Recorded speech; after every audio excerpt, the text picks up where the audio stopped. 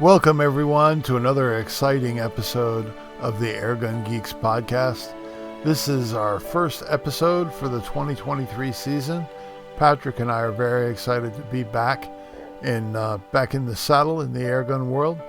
We're going to talk a little bit today about where we've been and where we're headed, and I think you're going to find it to be pretty interesting.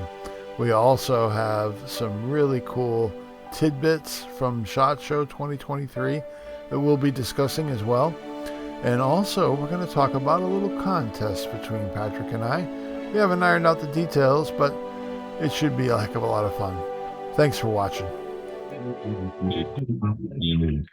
Welcome, Airgun Geeks. This episode, we're back. Yeah. Hey, Bill, how you doing? Fantastic, Patrick.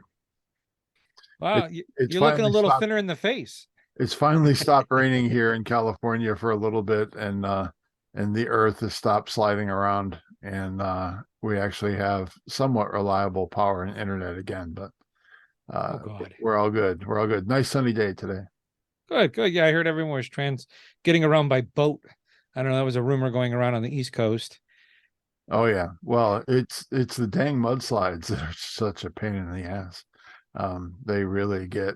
They've blocked so many roads up here that getting to the store is an adventure, Well, I guess there's no more drought and your lakes are all full, right? Well, actually, a lot of the reservoirs are pretty well full up, but I think we would need a couple more winters like this to get rid of the drought condition. I don't think one winter will do it, but it does. It has been really great for all the plants and the animals and everything else to get a good soaking. So no complaints here. Well, that's good. That's good. All right. So what have you been up to? I ain't seen you in a while. Well, that's interesting that you ask that, because a lot of people have asked me that. I had temporarily put the Target Forge website on life support, and I needed I had gotten to a point where I wasn't getting enough income from Target Forge to sustain things out here, so I had to rejoin the workforce. And the job that I took is a pretty demanding job, and I really didn't want to try and do both at the same time while trying to understand what the demands of this new job were.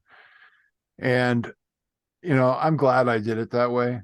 I'm glad I kind of slowly brought Target Forge back online, and the site is live right now. I haven't really announced it. I've kind of let it get out. People started hitting it, and then more people started hitting it, and I had gotten so many messages, emails, comments on YouTube, Instagram messages like, "Where the heck are you?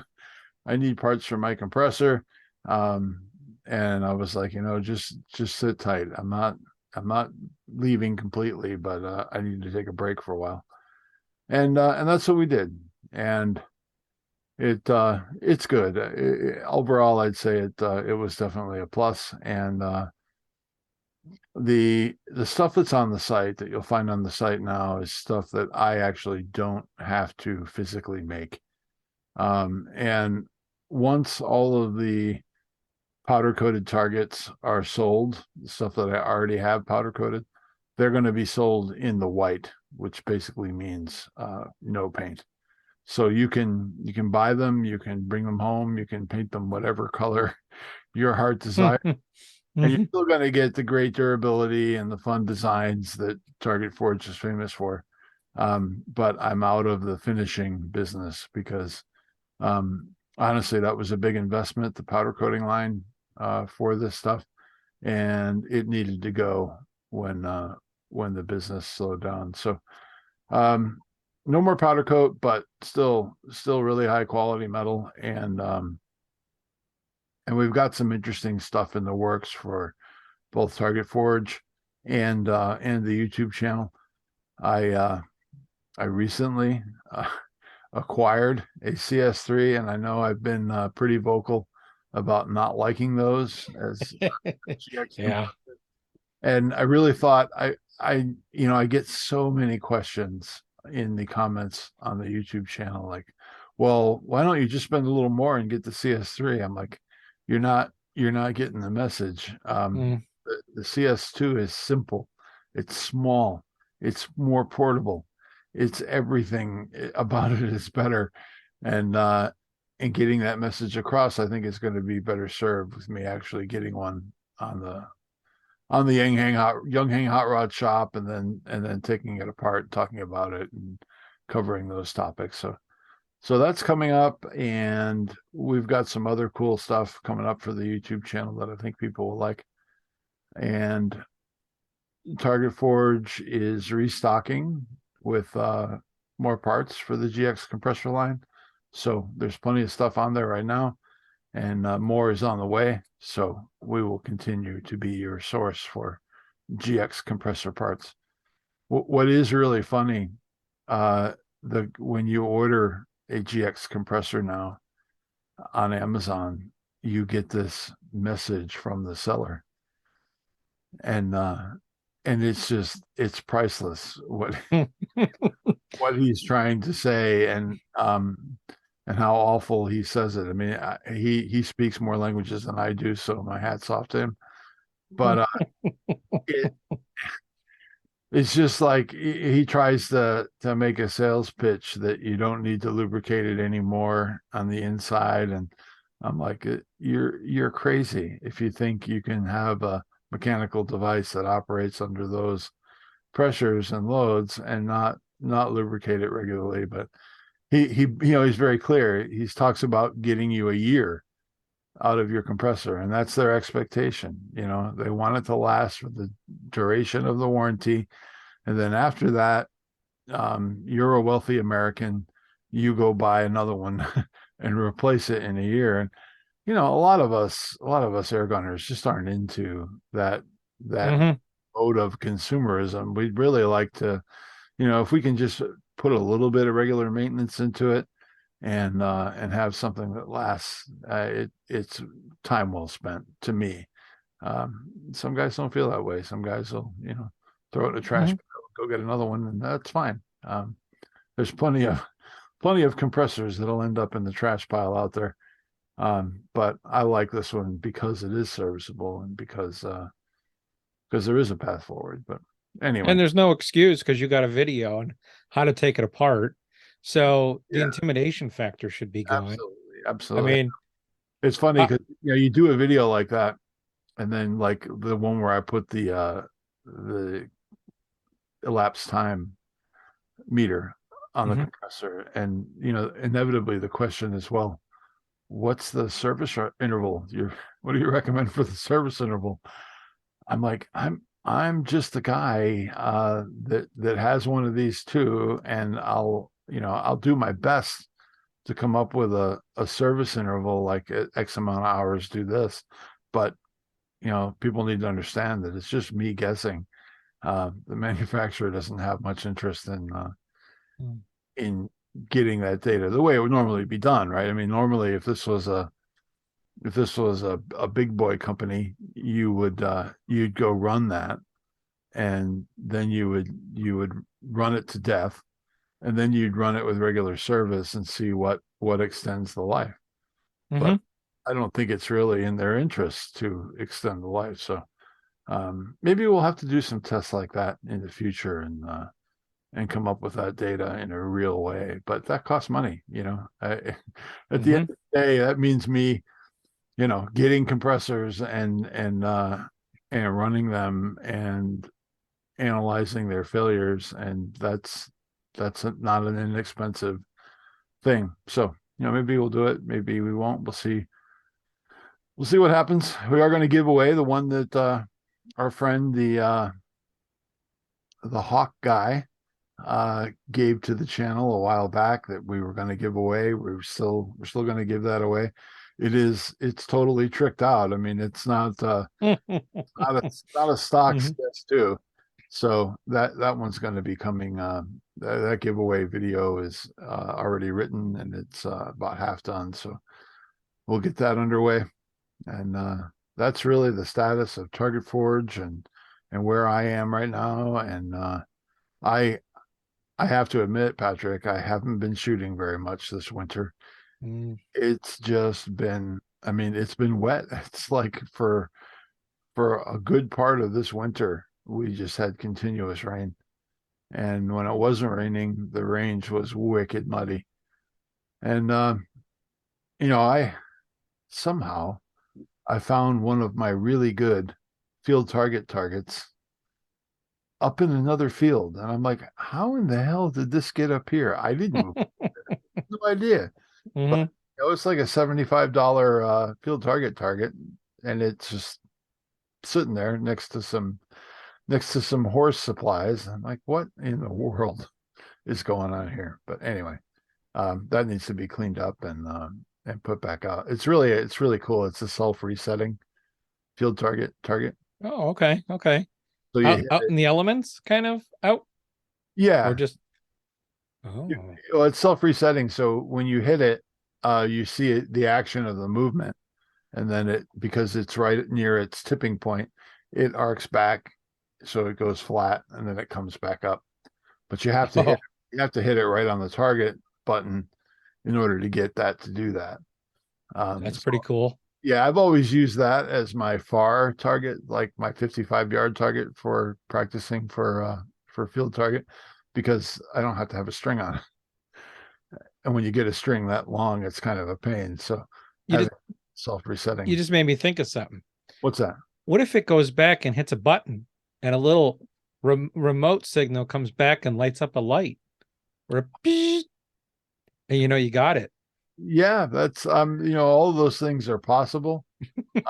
But making them waterproof and tolerant of the environment that they're in, that's the real trick, right? Oh, That's where they get expensive. But yeah, all that stuff is possible. it's I only know money. there was a guy here on the West Coast. He is actually one of the dominant shooters in the Hmm. West Coast field target game, but he came up with a electronic self-resetting field target apparatus, and it clipped on all of the inexpensive um, field targets from like Gammo and places like that. This device Hmm. just clipped onto those, and when they got knocked over, the the servo in this thing would reset the target, and it would make any one of a dozen programmable animal noises. So if you had a chicken, you can have it make a chicken noise. And we tried it at a field target match, and I'll tell you what, bunch of grumpy old men just did not accept that newfangled thing. They were like, "Oh, it makes too much noise. I can't concentrate. I can't blah blah blah." And it was. I'm like, "Oh That's my gosh, this is almost as bad as ham radio." Um, you get a lot of grumpy guys in the ham radio world, and turns out field target's got its share too. Not that's that there funny. not that there aren't some great people in field target. I mean, there really are, but there are some grumpy gusses there too. I guess you Some people don't like change. find That's that all. anywhere. But yeah, he That's actually funny. had a pretty good design, and I don't know what he ever did with it. He did talk to me about productizing it and taking over manufacturing of it, but then he went dark, and I never heard from him. So anyway, Yeah. Well, while you were gone, I found an interesting little speaking of electronic toys, uh it's called the Bada Bing or Bada Bang. Bada Bang. I'm sorry. It's Bada Bang. I keep saying Bada Bing because a movie. But it uses your cell phone. So you could do different stuff. And then you could be on your end of the world. I could be on mine, and we can have a little competition together. It's a pretty neat little thing. I'm not following you. Yeah. So it's got 4 targets in it. It's put out by Air Venturi. Um, and there's different types of competitions that you can do, and it's all through your cell phone. And it's Bluetooth, Mhm. but it's using the program. So it's an app So then you would have the same app, and it would be like fastest one to shoot the 4 paddles would win kind of thing. Okay. But you could be you're in California, I'm in Ohio, and we could play together. Hmm. Like, oh, look, I beat you there. You'd probably need a video phone or FaceTime or whatever, or you could just watch the app because it goes back and forth. Nice. It's a pretty cool little thing. I was like, I wonder how much fun that would be and how many have been out there, because I learned about it not too long ago. You say that's by Air Venturi? By Air Venturi, yeah, called the Bada Bang. I think I can't, don't quote me. I think it's like about 60 bucks or something, 50 or Oh, I'm 60 gonna bucks. quote you on it, Patrick. I'm Yeah. gonna write that down right now. Well, I don't work there. I just saw it in a passerby. I'm like, well, that's pretty cool. I'll have to look in the net thing. That's So maybe Air Venturi will send us 2 of them. We can play with them across the country. Who hmm. knows? If only we knew a guy. Yeah, maybe.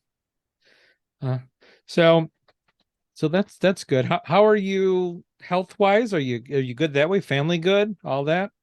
Yeah, we're surviving. I've definitely rekindled. I know I've told you this before off the podcast, but after my stroke, I had gone down about 100 pounds and felt really good.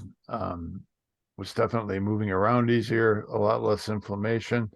I have arthritis really bad, and I was feeling really good. And then, man, this winter, I just don't know what the heck happened, but it I really put on a large portion of that weight on again, and I need to focus on getting that off. And that's my goal for this year is to get a lot more serious about my diet and how I'm electing to fix that. So um, yeah, as far as health wise, that is definitely a priority for me this year. Yeah. I agree with you on the weight thing. I seem to have found it somewhere, or you decided to send me some. I don't know. Right. But yeah, I need to get back down to where I was. I want to get like right around 190 or Mhm. so. Right now I'm right around 220. Oof, God. Yeah, I had a leg that weighed 190 once.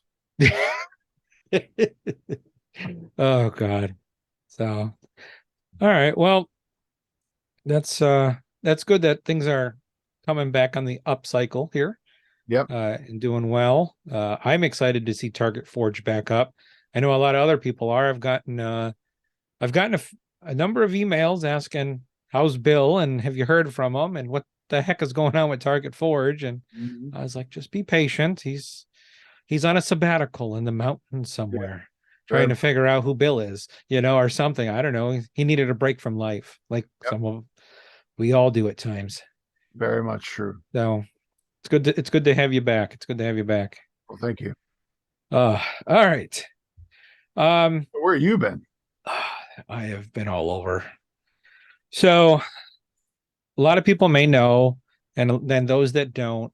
A year ago, last July, my wife was diagnosed with breast cancer, and that journey started. So she went and had to have a double mastectomy and reconstructive and all this other stuff. And we've been all over the place medically, uh, with infections and non-infections and all that jazz. Um, Along with other things going on, with our kids and then myself and whatnot. Um, so I want to thank everyone for who's reached out asking how are things, and hey, we're praying for you. I hope everything's well and whatnot. I've thoroughly missed the podcast and doing these, because this is a good way for me to like disappear from everything Heck and yeah. just talk about this and bust each other's boys, learn things, Hmm. laugh, sometimes cry about things. um but there's been a lot of ups and downs, but I think we're coming pretty much at the top of all the, I'll call it bull malarkey. um and things are well. There's a lot of big opportunities that are poking their head out, I should say, for 2023. So we're just trying to figure out how to navigate that. Um, Bonnie still has one big surgery to do, and then that should be it for reconstructive, and then we should be done. Hopefully, Um, as far as the podcast, we're going to keep doing every other week for a while Hmm. and see how that works. It seems to be best for right now. I want to try and get a rhythm going again. Right. So like we always say, we're always asking for topics. Hmm. If you want to come on the show, just email me and we'll have a little chat and go from there. We've had regular air gunners on the show. We've had, you know, big wigs, high rollers, like Oh PJ yeah, Clark from Wisconsin Air Gunner. the Um, Wisconsin Air Gunner. the um I've got to meet a lot of the other up and coming different influencers, if you would. Hmm. I started watching one a lot more, and I love his name. His name's Moose Hmm. from was it Airguns of Michigan? Yep. And he partnered with our friend, it looks like, with Tom up at High Pressure Pneumatics. And some very interesting stuff that we'll be talking about that Tom has a hold of, and that it's got Bill and I like, what is that? Well, we'll get to that in a second. Mm. We'll scout that out here in a second. Um, See what see what I you did did there? there. Yeah. um, so with all of that, I mean, I'm doing well, uh, just excited for the new year, the springtime. I absolutely am tired of winter and Mm. white cold snow. I myself, short of a little bit at work, haven't shot. I'm my guns are miraculously cleaned, though, but I got nowhere to shoot short of the garage and that fantastic trap you sent me. Um, makes a nice ding sound all the time. But other than that, things are finally looking up. So Nice. yeah, yeah, it's good. Um, all right, so up and coming topic. The big thing that everyone's talking about is what, Bill? SHOT Show. Oh yeah. The coverage from SHOT Show has just been um really, really good. And I do want to take a moment and give some special kudos Mm-hmm. to PJ Clark, the Wisconsin Air Gunner, because he seemed like he was uploading segments after every day that he was on the floor at SHOT Show. And I don't know how many of you have ever been to SHOT Show, but it is freaking enormous. Just the scale of that show is incredible. Mm-hmm. And I talked to PJ as he was coming back from the SHOT Show, and I asked him, I said, "How did you have somebody editing for you? Because I don't know how in the world you were I able know. to you were able to shoot on the floor at SHOT Show and then at night get your editing done." And it seemed like he was uploading them in the morning before he went back out. And I like, hats off to you, brother, because you really put it out there for the airgun community. And if you're not subscribed to PJ's channel, you need to be. The Wisconsin Airgunner is his channel on YouTube, and it's a lot of fun. PJ's a great guy, and while you're there subscribing to that, subscribe to Target Forge too, and the Airgun Geeks also. We have a Correct. channel on there as well, and we upload this very podcast to both channels, both the Target Forge channel and the Airgun Geeks podcast. So do take the opportunity to subscribe to both of those and keep up with our content going forward. And also give PJ Clark a nod and say, hey, thanks for the great SHOT Show coverage. But yeah, some of the stuff that they covered there, there's some fun stuff coming out this year, Patrick. Oh yeah. And the thing that's really got me like, I want to play with it because, like I hinted earlier, Scout air guns, Mm. which Scout has been in the paintball world. SKOUT, right? SKOUT, correct. They're out of Pennsylvania, if I remember correctly. And they have been in the paintball game business for For like 30 years, right? I mean, it's a long at time. least, yeah. And not just in the paintball industry, but a leader A in leader. technology for paintball. And for those that don't know, paintballs are not a radical departure from these air guns that we all love. They're doing very much the same thing, but yeah. Yeah. And and we're talking like I just had a conversation with someone not too long ago. What about Day State and their electronics? I go, hold on. How many pellets does Philip Hepler shoot a year? A lot, maybe 10,000. Mm-hmm. Okay. That's an air gunner. A paintballer in speedball shoots on, I think it's right around 1 million shots per year. Wow. It's just constant. I don't think that I don't know how it does it, but it does it. But that's all. They're all running off of high pressure air, and those are solenoids firing it with a double finger trigger. Just look up speed paintball. Scout makes the guns. They got the electronics, the triggers, the switches, the springs, everything. They're number one in that arena. And And now they're I'd like to pause you there for a second. From what I can see of the Scout uh, Epic design, that the fundamental core of that is mechanical.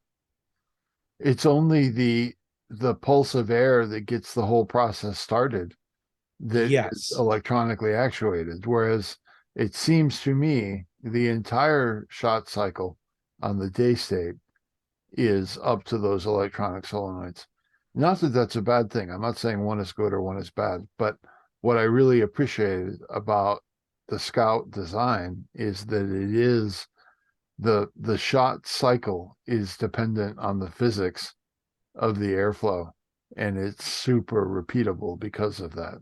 And that's what I really appreciate about their design, and I really can't wait to get my hands on one. I yeah. might have to look around the herd here and get rid of some stuff to make that happen.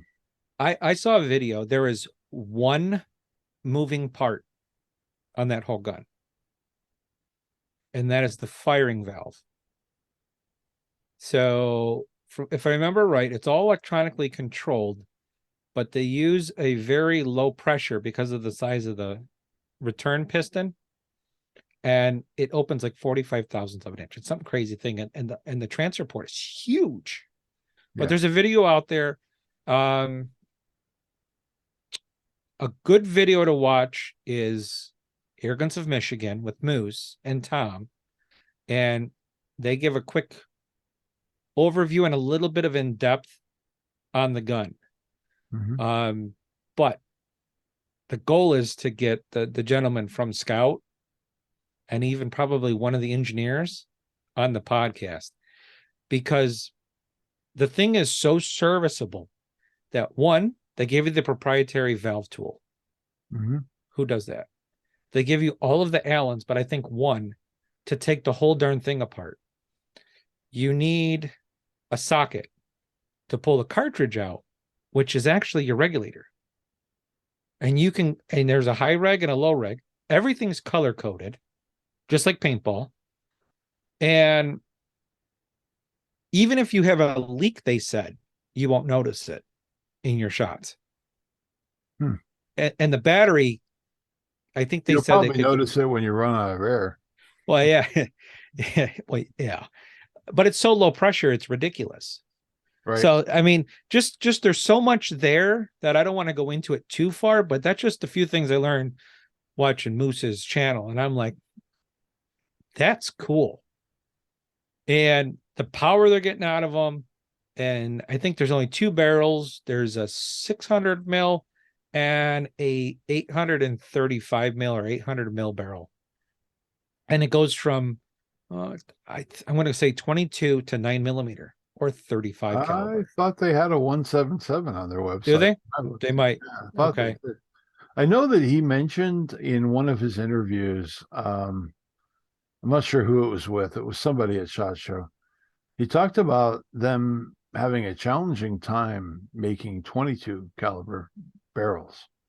for some reason that was something Mhm. that was challenging for them. And I don't he didn't get into what the difficulty was, but he did say that the 22 caliber barrels were challenging. But you know, as you know, Patrick, I'm not really about the pursuit of power because I like my quiet, very Mhm. accurate air guns for that reason.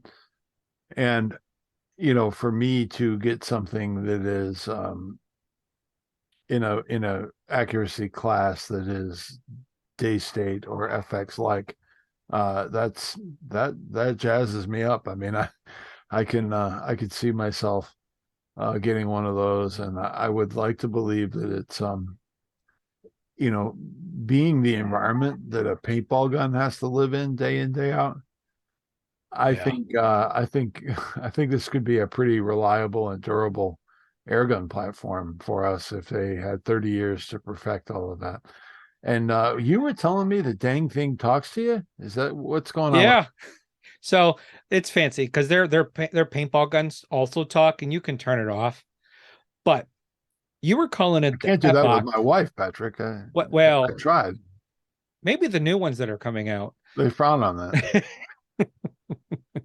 But no, the thing talks, and it's funny because I watched it when Moose turned it on, and he says, "So is it Epic or Epic?"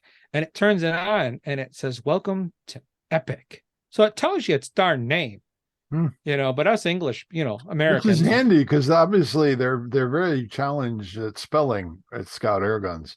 Um, Yeah, I know. Well, it's that Pennsylvania Dutch, is that it? it's Okay. Which whatever you want to the call it. Pennsylvania Dutch are actually Germans, but they were misunderstood. But that's There you go. But yeah, it talks to you, so it tells you exactly what it does. And it even tells you, I'm turning off. Oh, okay. You know, but it's I don't know now. My overall just for 30 miles, 30,000 feet view on the thing. I'm thinking it's not maybe too much of a walk around gun. Just looking at it. why not? What's Patrick's idea of a walk around gun?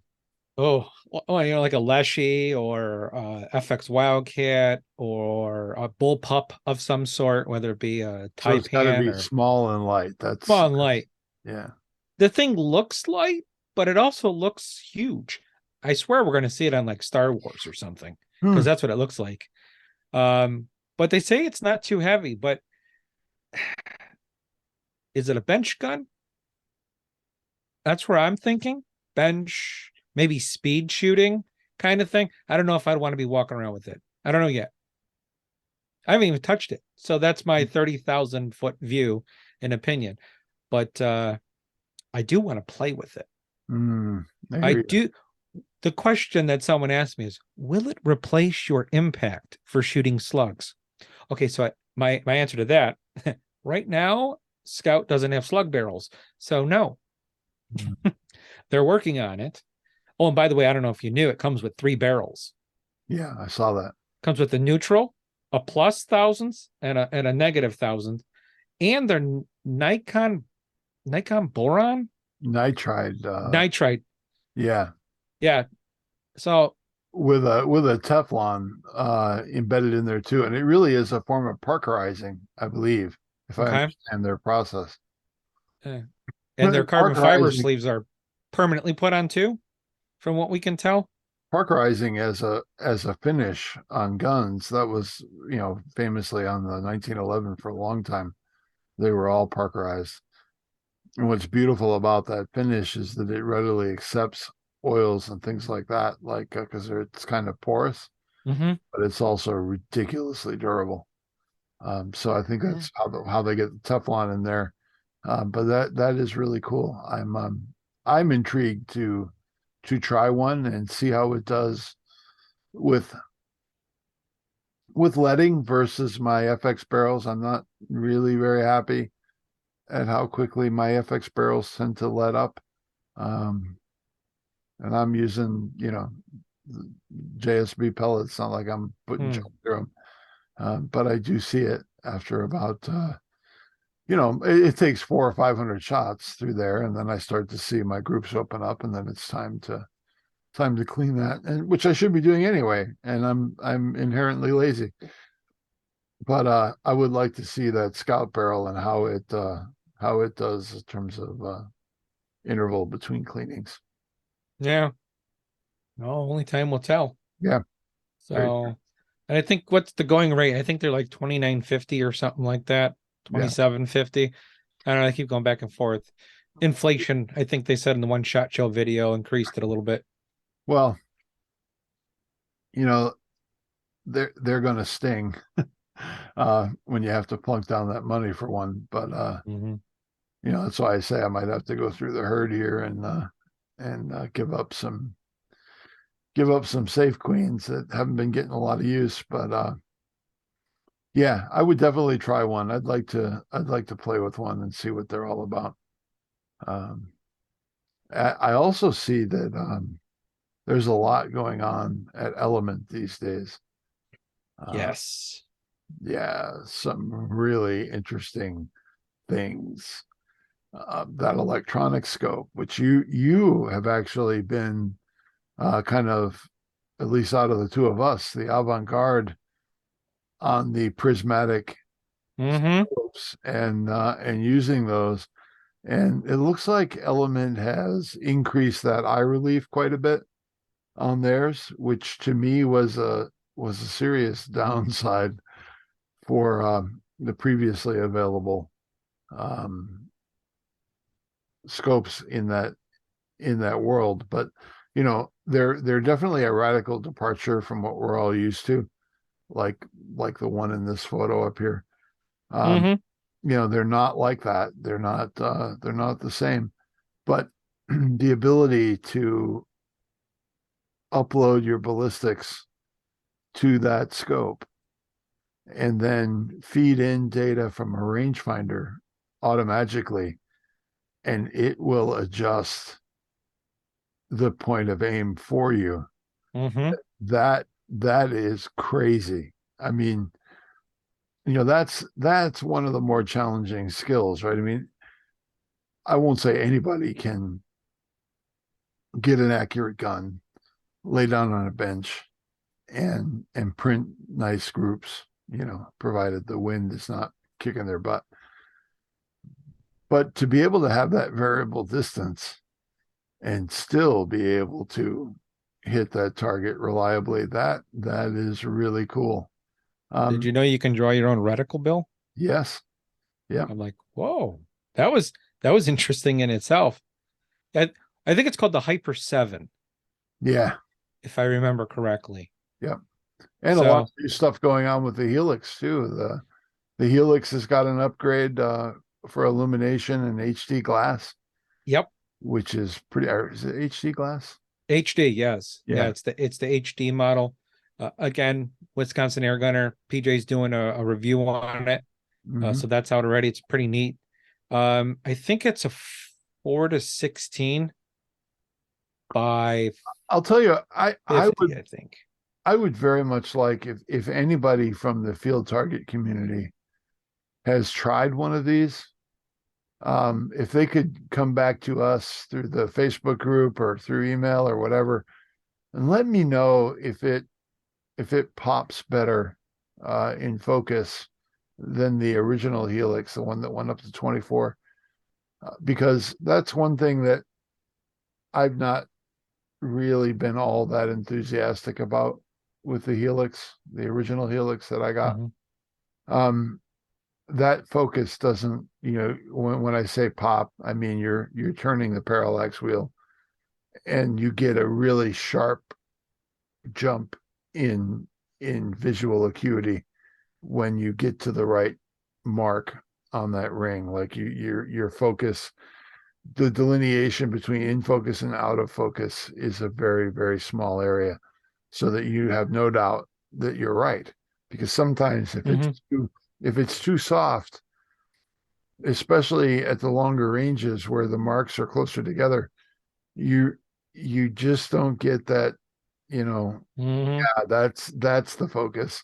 Because I know my eyes will often fool me. They'll correct it for me, and I'll have a measurement error on my range, and it'll lead to a missed shot in field target. So if anybody from field target has tried the new HD glass Helix, I'd really love to hear about your experience.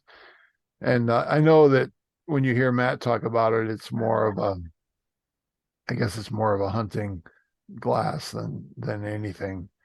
And I know one thing I like about the 24 power Helix for field target is that you're not at the upper edge of that Correct. range, whereas with the 4 to 16, you're going to be at 16. But if the HD glass is really good, maybe that's that's okay. But I'd love to hear back from somebody if they played with it. Yeah. And then you got the Theos, Oh, that fancy thing we saw at RMAC. That yeah, thing was, when you start talking about a $3,000 optic, man, that's a world I've not lived in yet. I know that there's like the first year I went to SHOT Show, my buddy is one of the premier gunsmiths in Pennsylvania. He used to build incredible bench rest guns with like ridiculous paint jobs on them, and they were, $25,000 to $30,000 bench rest guns for fire burners, powder burners. He's like, oh well, come over here and check out the Schmidt and Bender booth with me.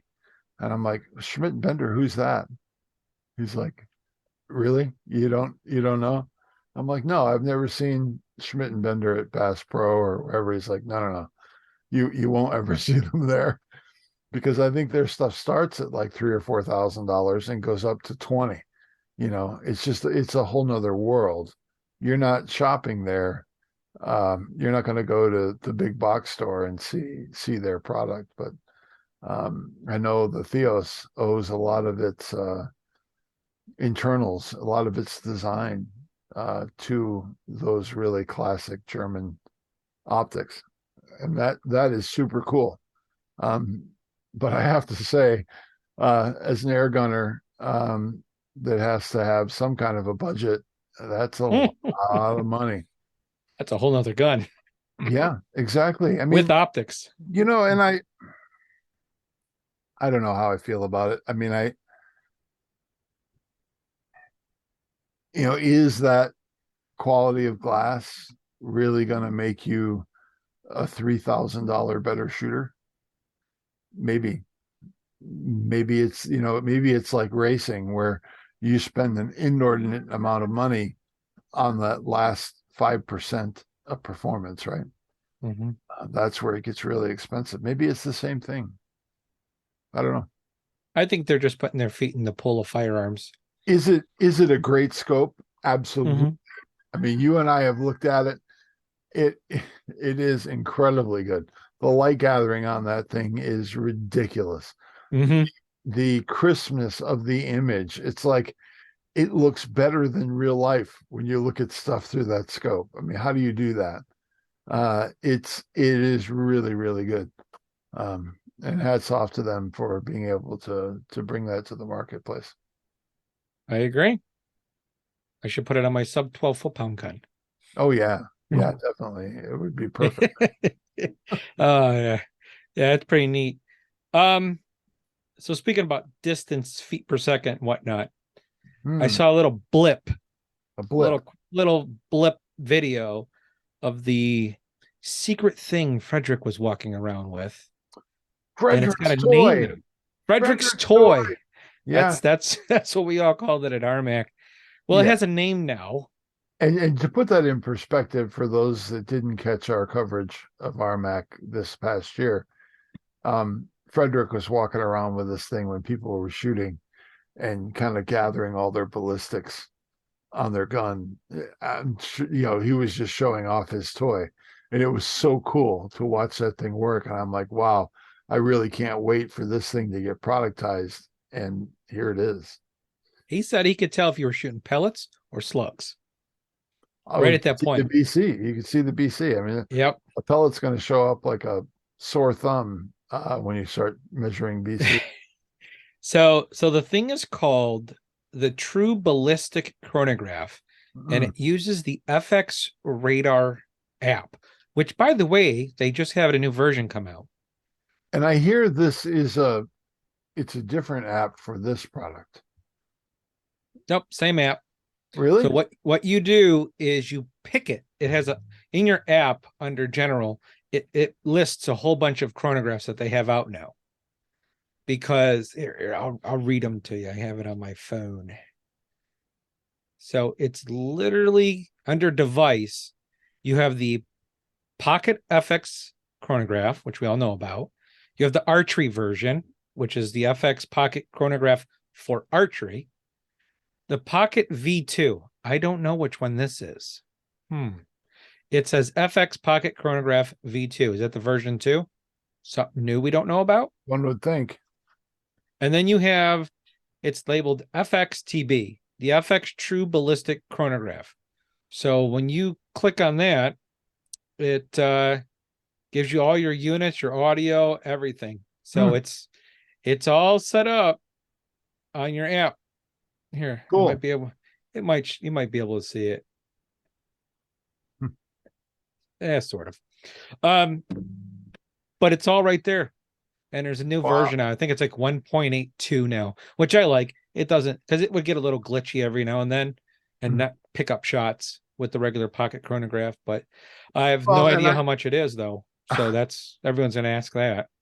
I think that glitchiness of the original pocket chrono can generally be attributed to the very narrow aperture on the radar.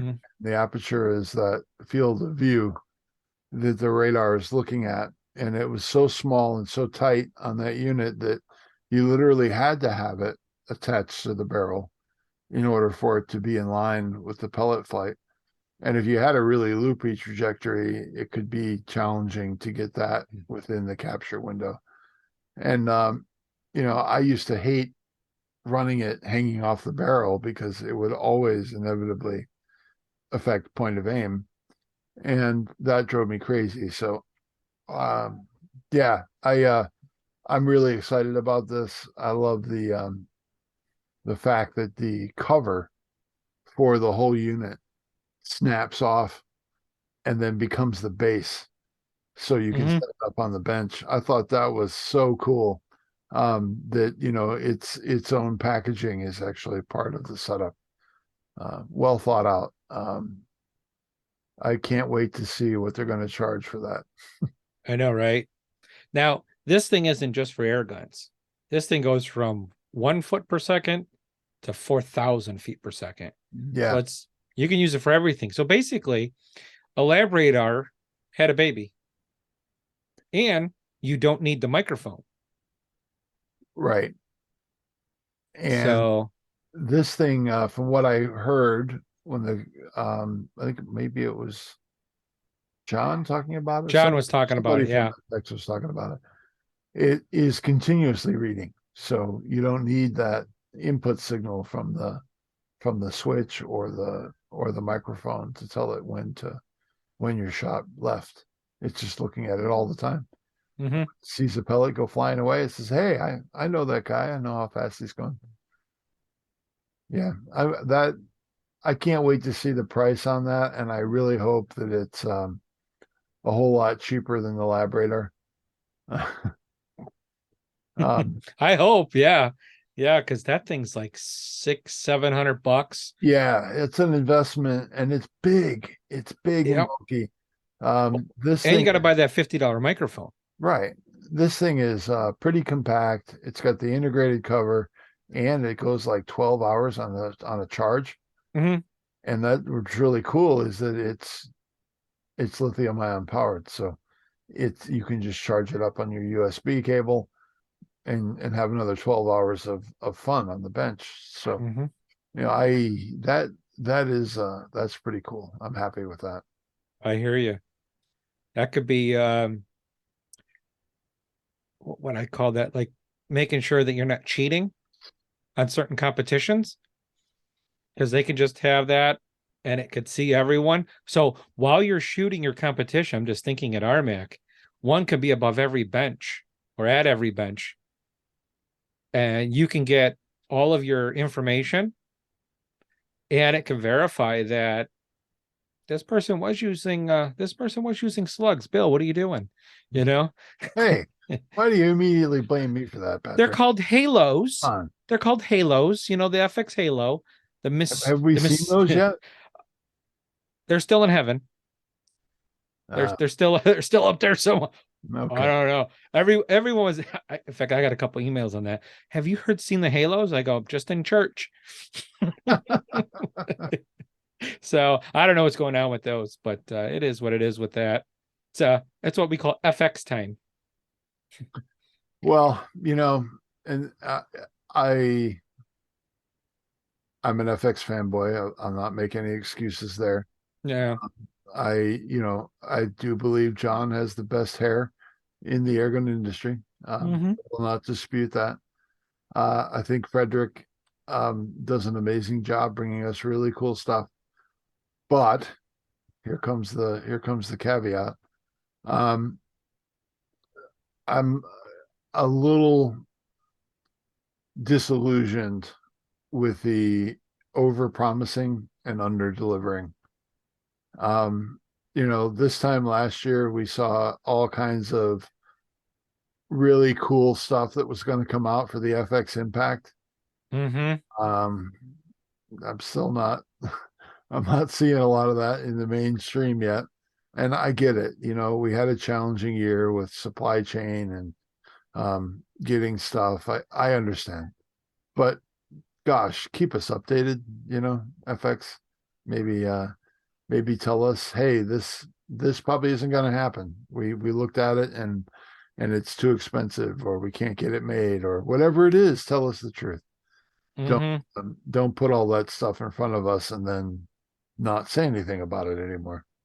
My only critique, I guess, is do a better job of letting the shooting community know what's real and what isn't real, Yeah. and what our expectations should be. Correct. So the other thing, speaking of FX, that caught my eye, but not for me, um, is the new Panther. Yeah, If you it's like watch it's six, like my friend Tony in Brooklyn. He got this Panthera. yeah, Uh, yeah. it's like he's got a Although lisp. if you look at Keith's gun on 68 whiskey, Mhm. his literally says Panther, and they should have stopped there. I think someone slipped and added some letters, but Well, whatever. what's funny is I don't know if I heard this well enough or not, but when you hear John talking about it on some of the coverage from SHOT Show, he leaves the H off. He says Pantera. I think most Americans do. They're like, no, it sounds like you got Not a lift. not putting You that know, H in there. yeah, Pantera. They're going back to the 70s. Whatever. Pretty cool gun. Pretty cool Well, gun. Pantera was a Uh, good band too. It was a good yeah. band, and I really love the Di Tommaso Pantera, which was a Ford-powered uh, Italian car. So Yeah. So like real quick on these things. The only one that shoots pellets and very light slugs is the 500. The 600 and the 700 is slug only, so it's a heavy liner. It's not easy, I'm told, to change the barrels. Um, it's very specific built, and it's for PRS, precision rifle shooting. Um, I'm a little confused on why it's a Kentucky long gun at 700 millimeter. I mean, it's freaking long. Like, is that? And I'm being funny because is that you can put it like right up to the target and pop it? I don't know, but the thing is a tack driver. But what I really like about it, and I've talked to a lot of people, and I'm like, just chill. You're missing the big picture here. There's a new block on the market. That whole block is different. You can run really high pressures. You have a quick fire, a new valve. Everything on that is new, and the power it's creating is ridiculous. The other and how part of efficient it is. this, they've also unlocked the holy grail. This is something that the airgun industry has tried to do many times and failed, and that is to get the the plenum on that gun surrounds the barrel. Mm-hmm. So that reservoir is enormous for the plenum, bigger than anything I've ever seen on an air gun. And that's going to make it a tack driver for slugs and for that 700 millimeter fishing pole you call a barrel. Mm-hmm. Yeah, it's that part of the design I really applaud. That's something that airgun industry has tried many times and failed, to get that air reservoir surrounding the barrel so you don't give up all that space. And by putting that little tiny bottle back on the cheek piece, they're able to make the front end of that gun very sleek. And that's Mm-hmm. really only important if you're shooting PRS, because you're on barricades, you're on this, you're on that, and do you really want the weight of your gun? I know a lot of the FX guns have extensions for the lower rail that come off the block, but I don't want to rest on my air reservoir for that kind of use, on the regular. And I think the Panthera's you got a really cool design element. Mm-hmm. If you ask me if I would own one, no, I don't shoot PRS. There's absolutely no point um, Correct. for me to own that gun. And I can appreciate it from a distance, and it's just not something I'd be in the market for. But if I shot PRS, you bet it would be at the top of my list of what I would consider. Mm-hmm. I think the 500 um, is a good hunting gun, if you would. It's pretty light and whatnot, not too long, But Yeah, but you but only get 11 shots per fill. well, it's shooting pellets, so it gets more. It gets a lot more Okay. because you're not having to push it so hard. The plenum is smaller because it's meant for the lighter slugs, but it's going to be cool to see that block in something like like looking like in a GRS stock, like a crown, Hmm.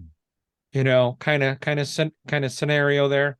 It'd be interesting to see because there's been rumors that they're going to come out with some hunting versions.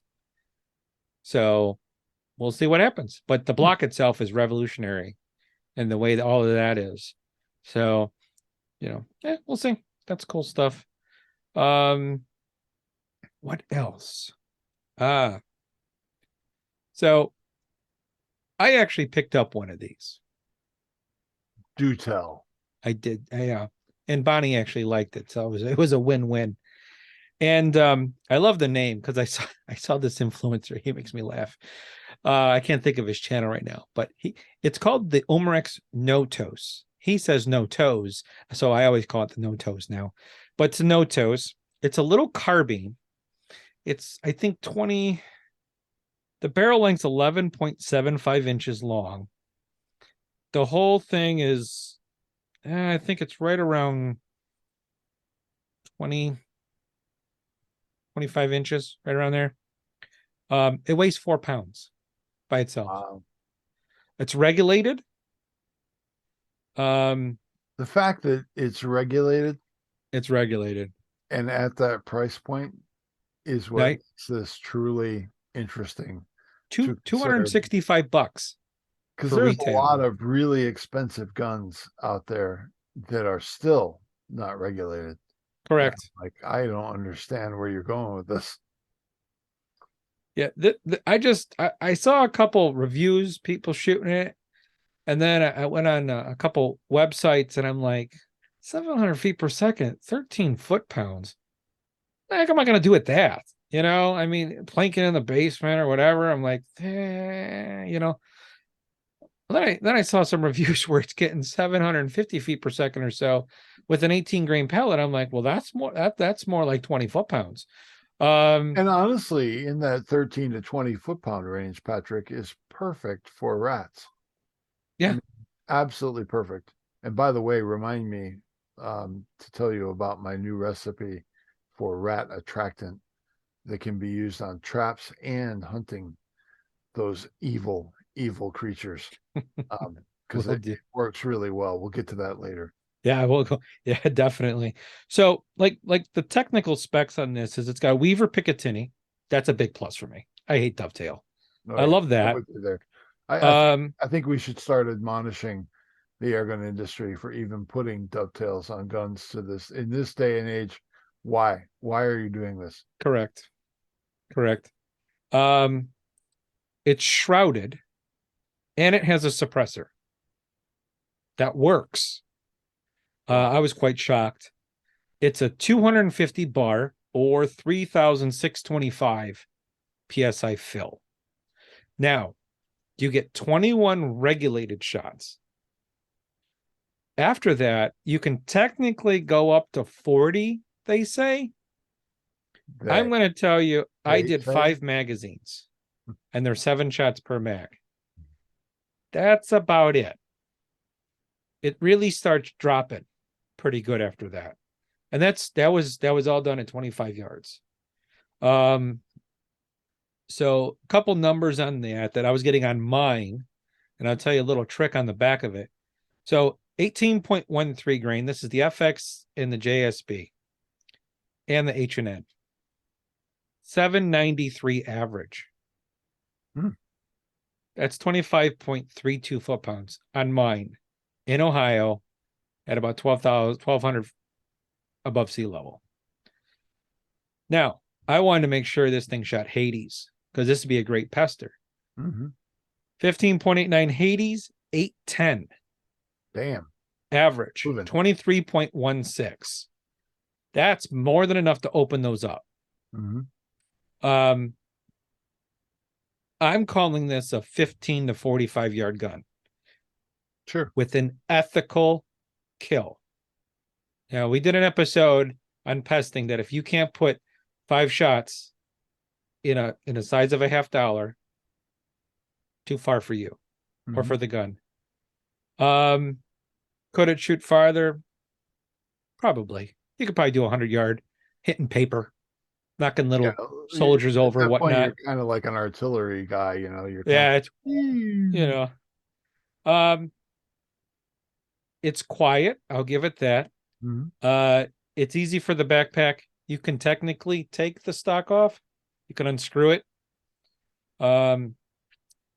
When you unscrew it, because it can also be a pistol. So they sell pistol grips for this thing and open sights, high vis open sights. The one thing I will say is you cannot use the open sights when you put the stock on. You would need a drop down. And then you would be able to, because you can't get your head down far enough to see them. Have to have a scope on it. So I personally have a Bugbuster 3 to 12 by 32. Perfect. That thing is perfect. Even out to 45 yards, I'm still shooting nickel groups. There's no need to put, high level glass on that gun. It's not going to benefit you, the shooter, very much. And, as much as some of us don't like the UTGs very much, it's a great little scope for that application. I mean, I have them on some of my pest rigs, and they work just fine. You know what you could put on it? What? A prismatic scope. I've been running immerse optics. I got a 10 by 24. That would be perfect on this. 0 eye relief. If you want a little bit of eye relief, you get the 5 by 24. But you don't know this, but I just picked up a 14 by 50.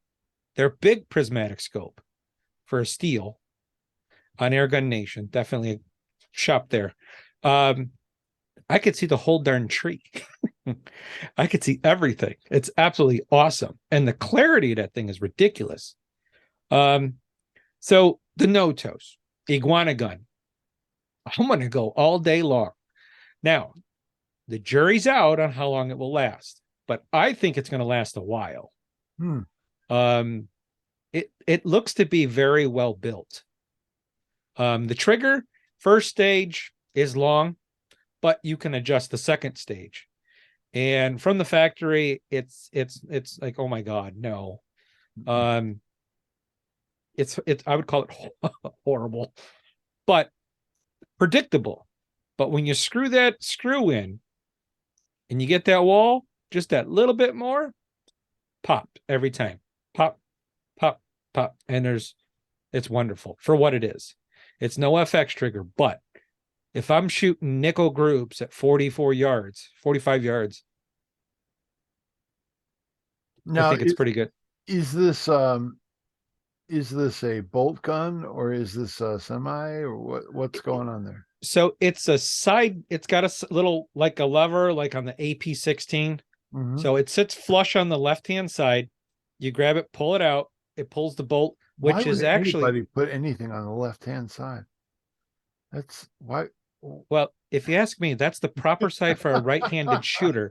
For us lefties, it sucks because now I got to take my hand off and cock the thing and bring it back. So it's not quick. It can be, but it's not quick. Got it. It is what it is. No, you can't flip it and all of that. The one thing is the magazines. They're cute little magazines. Mm-hmm. You got your little clear top. They're made out of aluminum, so they're well built. But there's a little screw that I want everyone to know about. So there's a right here, there's a little screw hole. Let's see if we Right. can get that light in there. That's adjustable. There's a little type of set, we'll call it a set screw, but it's actually got a little ball bearing that pushes on the lid. Mm-hmm. You can hear that. Okay. You can adjust that. I'm going to tell you this. You need to get yourself some blue Loctite. And you need to put some on there. And you need to screw it in and get it to where this is a solid click all the way through and let them sit. I didn't know that at first. So I went out, was shooting. I'm like, oh, my lid, it's just flipping all over the place, you know? I thought it was the center screw. Nope. That's a set screw. So I pulled it out. I took a little ballistol on the end of a toothpick, just to lube it up inside because I'm weird. And then I screwed it in and we've been golden. Drop them in the bag, keep them in your pocket. It's a 7-round magazine, only shoots 22 caliber. It's a win-win-win. That's what I'm going to say all the way across. You know, Patrick, I have an idea. Oh, what you got? I think that you and I should get two identically prepared Notos, and we should come up with some kind of a cool contest that we can see who rules the Notos and who doesn't. And I The will Notos King. I will warn you that my last name is Rule, so you might have a disadvantage there. Well, I might just schmitz all over that. So that sounds like a plan. That sounds so. I'm going to put it out there. You can go on the Facebook page. You can email. Facebook page is Airgun Geeks. I think we're up to like, I don't know, like 1,300 people already. It's absolutely crazy. Just PM me or put out there some challenges you want Bill and I to do. And if you want to join, because you have a no toes or no toes, join us, and we'll put them on the Facebook page, and we'll go from there. So Yeah. Now we got to find you a no toes. Yep. So, and you know, I want to point out that we're not all about super high end guns here on this podcast. No. We do come down and talk about some more accessible products as well. And I think this is a great example. And this, you know, honestly, on my farm, this would have definitive application for pest control of the rodent persuasion. Well, I know it. I ended up taking a rabbit at, what was it, just about 40 yards the other day with it. Mm-hmm. And I'm in a place where you can't really shoot. No one heard anything. And I was actually I actually put on my NV100, my last leaf NV100, and I ended up getting a hold of, I think his name's Moog. He's over at Eagle Vision, and I got the universal clamp. So I could pull that thing on and off, no problem, and put it on any scope versus that crazy band that they have. and you got to leave it on there. So that was in complete darkness, and not even the dogs barked. And there's a lot of dogs where I'm at. And I went and got the rabbit and put it out, and I was waiting for a coyote later, but shh, don't tell the wife because there's a lot of them by us. But yeah, I wouldn't yeah. go after the coyote with the notos, but No, no, I wouldn't either. So that sounds like a plan. Hmm. Okay. Challenge accepted. excellent. All right, cool. All right. Well, is there any final words you want to give, Bill, before we go Well, off? one thing I wanted to share with our listeners is a recipe that I've come up with that I'll be doing a video on shortly, but I wanted Airgun Geeks to have the exclusive on this.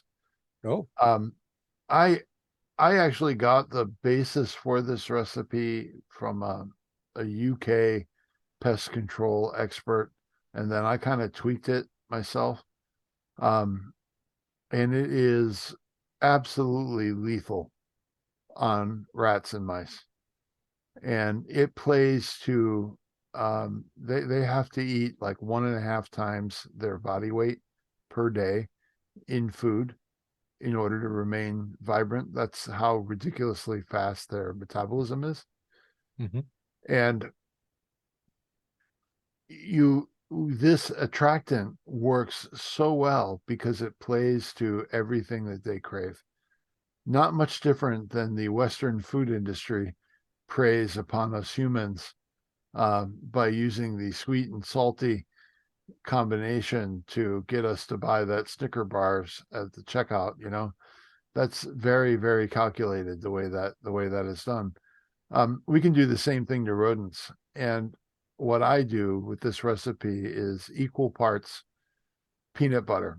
And what's important here is buy the old crappy peanut butter that our moms used to feed us when we were kids. Don't go to the grocery store and get like all natural, blah blah, no sugar added. We don't want that. We want Jif or Skippy or one of those brands that had all of the sugar added to it. Uh, and it is ridiculously unhealthy for humans. We're not here to look after the health of the rat. We're here to get them to come and spend time over our target. So anyway, you start with this peanut butter, um, again, low end peanut butter and Nutella, and you mix those in equal parts, and it's very, very thick. It's very viscous. And if you're going to shoot over it as bait, like you're going to set up your air gun in a hide and you're going to devastate some rodents, you want to thin it down. You want to thin it down with some olive oil. And what that's going to do is make this kind of like soupy in consistency. And you put it in a little like a waste lid from a jar or something. Just put it in there. And then what I like to do is put some of it out 2 or 3 nights before I'm going to hunt them. So they get used to this treat that appears, manna from heaven. All of a sudden, there's this cap full of really good stuff that absolutely geeks them out internally and makes them really want it. You do that 1 or 2 nights before you hunt over that location, you will clean their clocks. Because once you establish that bait and they know where it is and that it's going to appear every day, the night you decide to hunt, you will devastate them. So that's the version for hunting with bait. And then I also have a version of this that I make for traps. Um, and it's a little bit different in the needs for back to the bait. You want them to spend time over the bait. That's why you thin it out. Rats and mice don't like to be exposed. So they will they Mhm. will they will get a little bit of bait and then scurry away to go eat it. They can't. If you thin this down right, they can't. They have to stay there. They have to stay over the bait, and that's your opportunity. I mean, it gives you all the time in the world to get your shot. You're not racing to get them as they transverse back and forth. So that's the bait version. The trap version, I just start adding a little bit of cornmeal to the mixture. until it really starts to thicken up. And then I'll put a little bit of honey in there as well to make it really sticky and tacky, because otherwise it's just a lot of oil in there and cornmeal. And it, once the cornmeal absorbs the oil, it really is kind of not sticky. So the honey gives it a little bit more adhesion to the paddles on the traps. And I did a test in my shop where I was starting to get some of my rodent friends were starting to move in and have their way with my work area, which I'm not going to tolerate. I did a little comparison between the little Victor snap traps with the yellow plastic. No need to bait this. It's all good. It'll attract them. I did a shootout between those traps and my attractant slash bait. None of them touched the yellow traps while my bait was out. And the amount of traffic that I had and dead rats in my traps was ridiculous. So it is definitely a great solution. And look for the video on the Target Forge channel coming up. And yeah, go try some and tell me if you have an additive that you think makes a lot of sense. But I'll tell you, this stuff is absolute gold. Good to know. Good to know. It's hard to keep them rats in one spot. Yeah. So cool. Now, didn't Target Forge come out with something new? We did, and we talked about it, I think, a little bit last year. Yeah. Never launched it. They are on the website now, and they are range markers. Ooh. They're inexpensive. You're not going to cry if your kid sucks one into the lawnmower or something like that. They do have a galvanized steel rod, so they're quite rugged. And you can mark off your range, your home range in your backyard. Each set comes with markings from 10 to 100 in 10-yard increments, and they're ridiculously cheap. I think it's like $20 for the whole kit. And yeah, they are a great way to measure once, and then you know how to put your targets out after that, because you don't have to sit there and figure out what range you want to practice at. So they are pretty cool. They look great. They are UV stable. They're actually designed to be outside. We put a lot of attention into the inks and the materials that were used to make them, and worked with a professional sign company to make these. So they will hold up to use, and if they get wrecked or whatever, they're cheap to replace. So check those out on the Target Forge website. Sounds good. I got a pair and I got a set and I love them. They work Awesome. great. All right. Well, Bill, thanks for taking some time. Everyone else, thanks for taking some time. We're all excited here at the Airgun Geek podcast to get up and going again in 2023. The podcast just had its birthday. I don't know if you knew this, Bill. Very nice. No, but it was on the 26th. So we have been breathing a little bit on life support for a little bit, but for 2 years now. Nice. For 2 years now, we are officially, I think, on every continent. And it's great when I get emails that I have to translate. It's fun. Thank God for Google. So with that, remember, airgungeeks@gmail.com. If you got any ideas, comments, concerns, please don't be afraid to email. Also join the Airgun Geeks podcast. Make sure you follow. I think Apple's the only one where you can leave a comment. We're always looking for comments on the podcast. And join the Facebook group, and it's just type in Airgun Geeks and it should come up. You'll see these beautiful glasses. And remember, RMAC is coming up. The dates have been announced for the beginning of January. You can go to Utah Airguns to find that. And registration opens, I think it's right around the middle of March. But you can go on the Utah Airguns. And remember that it's going to start to matter if you've participated in any pro air events to get a ranking. Especially, I think they're going to start this year with the speed shooting registration being limited to ranked pro air shooters. So make sure that you go attend some events and put the hammer down and get ranked, because if you don't, you won't even be able to sign up for those spots. Yeah. Not all of them. I don't think they're doing all of them that way yet, but eventually that will become Mm-hmm. the way forward. You will have to have a pro air ranking in order um, to enter RMAC or any of the big contests. Correct. And you got I don't know if you knew about this, but there's the Northeast Airgun Challenge that's going on in April. You can find that on Airgun Nation. I don't have the exact date, so I do apologize. I forgot about it. I just remembered about it right now. Where's But that there going to is, be, Patrick? Do you know? it's in New Hampshire at the SIG Arms firing range. Wow. So yeah, 100-yard. I think they're doing speed. They're doing something, I forget what it's called, a bomb squadron or something like that. But they're also saying make sure you bring a gun for very long range. Hmm. So we'll see. But I know for a fact Airgun Geeks podcast will be at RMAC. That's already established. Bill's going to be there as far as I know. Hopefully, God willing. And of course, I'll be there. But my goal is to compete. So hopefully we'll get some airgun pellets out the front of a barrel and see how good of a shot I am. But with all of that, it's going to be tons of fun. All right. Well, thank you all for your time, and catch us here in 2 weeks with the next one. And like always, stay geeky. I can never not do that. I got yelled at.